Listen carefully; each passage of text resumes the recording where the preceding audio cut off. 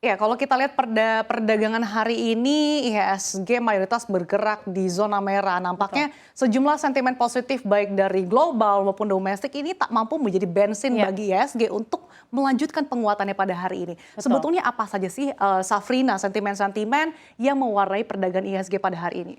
Sebenarnya untuk hari ini, Shalini, banyak sekali sentimen-sentimen baik ya dari global maupun domestik. Tapi seperti yang sudah Anda tadi sampaikan, banyak sekali pemberat-pemberat dari sektor-sektor tertentu yang akhirnya menahan laju IHSG harus berada di zona merah pada sore hari ini ya di penutupan.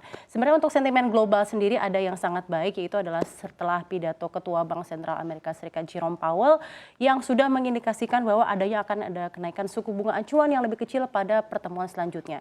Ini tadi seperti kita lihat sendiri langsung tercermin ya pada harga rupiah yang saat ini ditutup di 15.560 rupiah ya per US dollar langsung menguat karena berdasarkan data dari CME Group sebanyak 74,7% ada peluang bahwa Fed akan menaikkan suku bunga acuan sebesar 50 basis poin pada pertemuan Desember.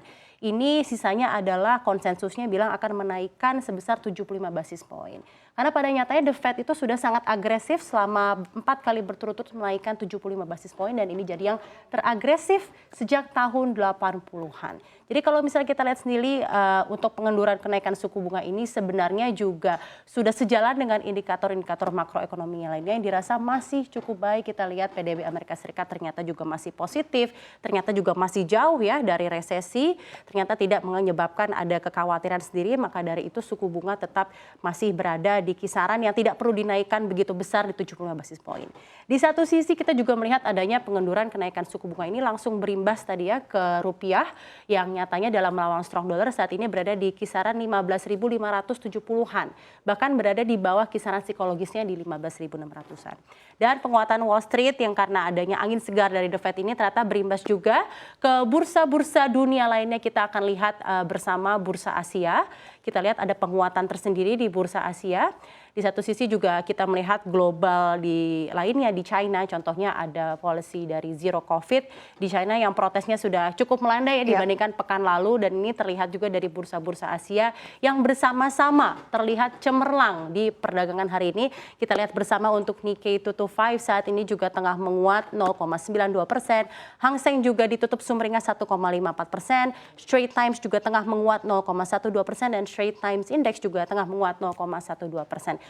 Walau sebenarnya penguatan bursa Asia ini sayang sekali belum tercermin dan menular ya ke IHSG yang masih berada di penutupan ini masih berada di zona merah. Padahal sebenarnya banyak sekali sentimen-sentimen yang baik datang dari domestik ya, Sa. Ya betul, kalau kita melihat capaian perekonomian Amerika Serikat ini juga ditopang dari belanja konsumsi rumah tangga Amerika Betul. Serikat begitu ya. Yang kalau kita lihat juga cukup menarik, 2 bulan terakhir kuartal 1, kuartal 2 tadi terkontraksi 1,6%, 0,6%. Tapi kemudian surprisingly di kuartal ketiga perekonomian Amerika Serikat Kembali tumbuh naik. 2,9%. Ini artinya juga menyampingkan begitu ya perkiraan para analis begitu bahwa perekonomian Amerika Serikat ini masuk ke dalam resesi teknikal begitu ya. Memang beberapa waktu lalu Jerome Powell kemudian juga Menteri Keuangan Amerika Serikat juga membantah begitu ya kalau perekonomian Amerika Serikat baik-baik saja. Tapi kalau kita lihat memang dari data-data perekonomian Amerika Serikat misalkan dari segi data tenaga kerja ini juga memang masih cukup tumbuh sehingga memang ini menjadi pertimbangan juga bagi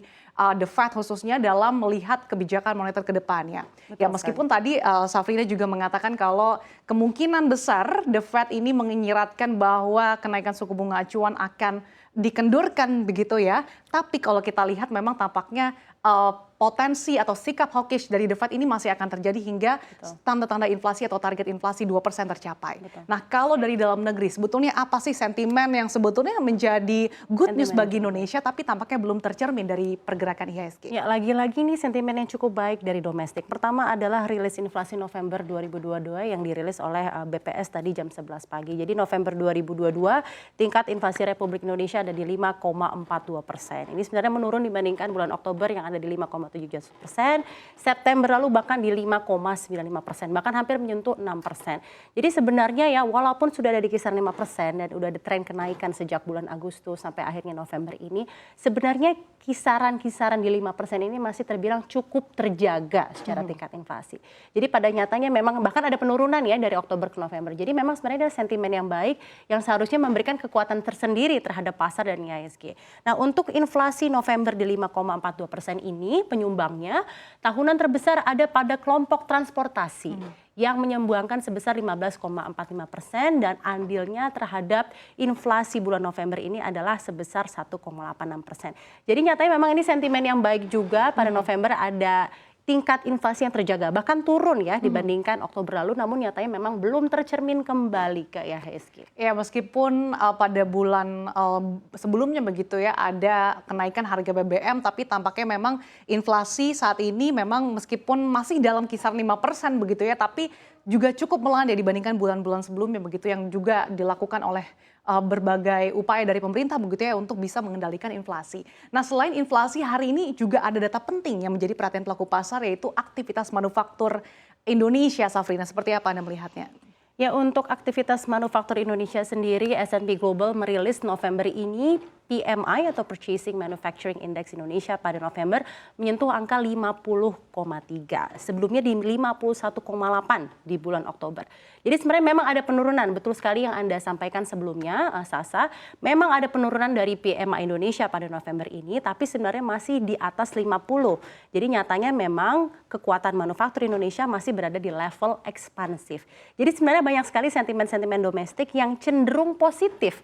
PMI-nya bagus, walaupun agak menurun tapi PMI ekspansif. Inflasi juga terjaga dan bahkan menurun. Tapi apakah sebenarnya IHSG ini masih bergerak lesu terutama pada hari ini karena ada pemberat tersendiri dari sektor-sektor yang ada di dalamnya? Itu mungkin pertanyaan kita. Oke, mungkin perlambatan dari aktivitas manufaktur yang sebetulnya masih cukup dalam level yang ekspansif ini tidak tercermin ya dari pesimisme dari respon dari pelaku pasar begitu ya, tapi lebih dari sektor perbankan dan juga sektor teknologi yang tampaknya memberatkan laju IHSG pada hari ini. Seperti apa Anda melihat di sektor perbankan yang kalau kita lihat hari ini justru melemah dari 1%, Safrina?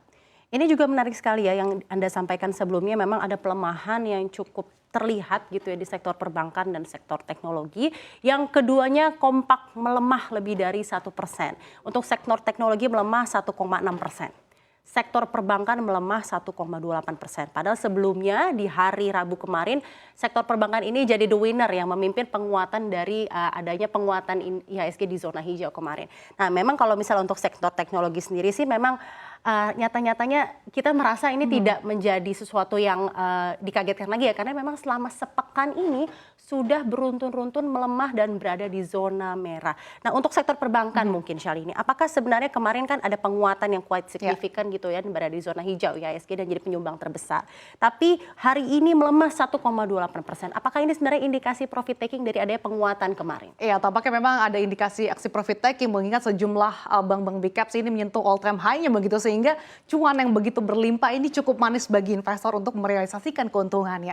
Karena kalau kita lihat juga ini menjelang adanya fenomena window dressing yang biasanya terjadi di bulan Desember, jadi tampaknya baik institusi maupun retail ini sudah mulai menyicil saham-saham bank big caps gitu ya, tapi tampaknya hari ini memang sedikit di koreksi begitu karena ada aksi profit taking.